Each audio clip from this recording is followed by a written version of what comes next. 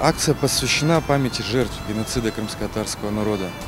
Каждый должен помнить тот ужас, который перенесли наши дедушки, бабушки и наш народ. Главная цель акции – чтобы каждый помнил об этом чудовищном преступлении, в результате которого погибла почти половина нашего народа. Мы просим людей уделить немного времени и опубликовать на своей странице Facebook, Instagram фото, по возможности старое фото родного человека, депортированного в 1944 году из Крыма.